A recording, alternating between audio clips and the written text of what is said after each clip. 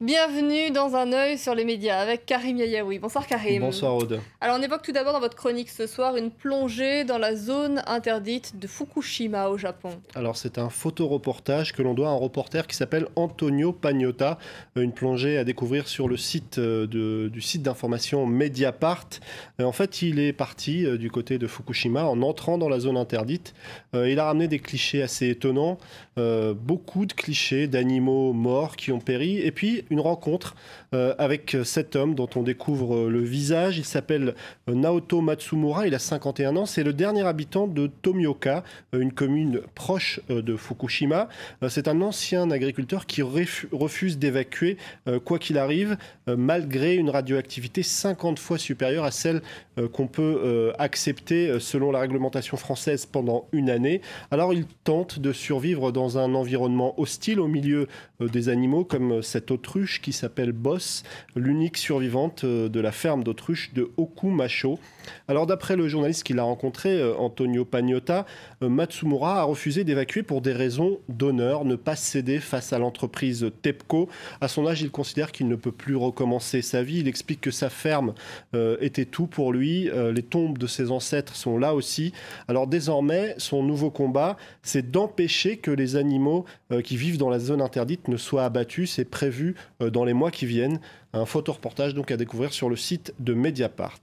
Karim, on commémorait aujourd'hui les 70 ans de la rafle du Val d'Ive, plus de 13 000 enfants juifs qui avaient été déportés. On se rend compte aujourd'hui que beaucoup de personnes, à travers un sondage, beaucoup de personnes ne savent pas ce que c'est que cet événement sanglant. Alors c'est un sondage qui a été commandé par le Conseil supérieur de l'audiovisuel qui est largement repris sur beaucoup de sites d'information aujourd'hui. Selon ce sondage, 56 à 67% des moins de 35 ans ne savent pas ce qu'est cette rafle du Vel d'Ive qui a conduit il y a 70 ans à la déportation de quelques 13 000 juifs arrêtés par la police française. Et justement, moins d'un tiers des étudiants savent que c'est la police française qui a procédé à cette rafle du Vel d'Ive. Mais tout de même, il faut peut-être tempérer les choses, nous expliquent certains historiens sur le site du Monde, notamment Henri Rousseau, qui est directeur de recherche au CNRS, qui explique qu'en fait, que lorsqu'on interroge des gens sur une date bien précise, sur un événement bien précis, eh bien, les réponses sont plutôt faibles.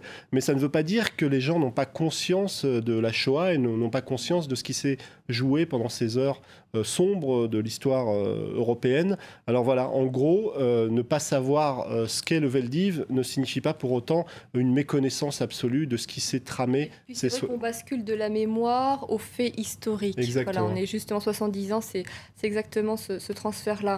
On évoque à présent, Karim, alors un tout autre sujet, Madonna, elle était en concert en France, au Stade de France, c'était ce week-end, et elle a fait polémique. Alors on va découvrir quelques images. Lors d'un concert à Paris, eh bien, on a pu voir apparaître un clip où on a vu le visage de Marine Le Pen avec une croix gammée qui allait apparaître quelques instants plus tard. Évidemment, du côté du Front National, on n'a pas apprécié, d'autant que ces images avaient déjà été diffusées pendant un concert. Ça fait partie de la tournée internationale en fait, de Madonna, de son spectacle. Oui. Tout à fait, et ça avait été diffusé à Tel Aviv. Le Front National avait prévenu, il porterait plainte. C'est chose faite. Madonna contre le FN, une affaire à suivre. On finit avec l'histoire émouvante d'un homme qui a rendu un hommage botanique à sa femme disparue. Alors c'est à découvrir notamment sur le site de Golem 13, aussi dans pas mal de titres de la presse britannique. En fait, c'est l'histoire d'un homme qui n'a pas supporté la disparition de sa femme et il lui a dessiné un cœur au milieu d'arbres. En fait, c'est lui qui a planté ces 6000 arbres avec la pointe du cœur dirigée vers la ville d'où était originaire sa femme. En fait, cette histoire s'est passée il y a quelques 17 ans, mais personne n'était au courant parce qu'en passant à côté, on ne s'aperçoit de rien. C'est simplement un homme à bord d'une montgolfière qui a vu ce cœur et qui a raconté l'histoire de cet homme qui a décidé de rendre hommage à sa femme par-delà la mort. C'était ce couple il y a quelques années. C'est extrêmement charmant. Merci beaucoup, Karim. Vous restez avec nous dans Paris Direct, un journal complet, c'est dans 2 minutes à peine.